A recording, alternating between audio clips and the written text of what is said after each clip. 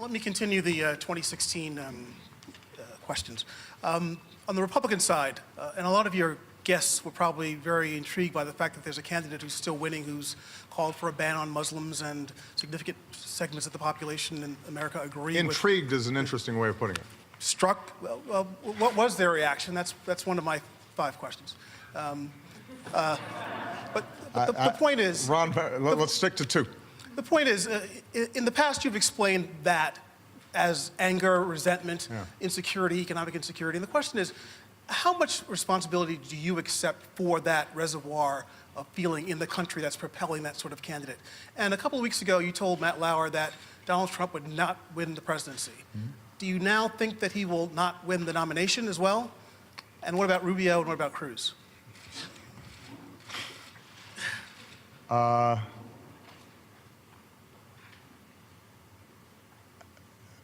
I think foreign observers are troubled by some of the rhetoric that's been taking place in these Republican primaries and Republican debates.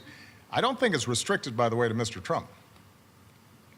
I mean, I find it interesting that everybody's focused on Trump primarily just because he says in more interesting ways what the other candidates are saying as well.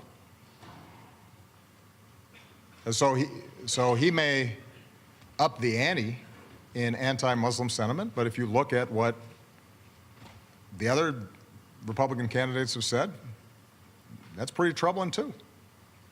He may express strong anti-immigration sentiment, but you've heard that from the other candidates as well. You've got a candidate who sponsored a bill that I supported to finally solve the immigration problem, and he's running away from it as fast as he can.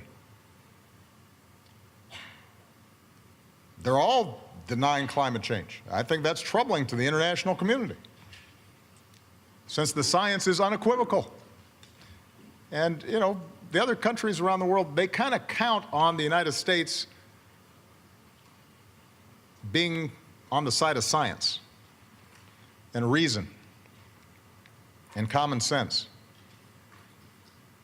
because they know that if the United States does not act on big problems in smart ways, nobody will. But this is not just Mr. Trump. Look at the statements that are being made by the other candidates. There's not a single candidate in the Republican primary that thinks we should do anything about climate change, that thinks it's serious. Well, that's a problem. The rest of the world looks at that and they says, how can that be? I'll leave it to you to speculate on how this whole race is going to go. I continue to believe Mr. Trump will not be president. And the reason is because I have a lot of faith in the American people. And I think they recognize that being president is a serious job. It's not hosting a talk show or a reality show. It's not promotion.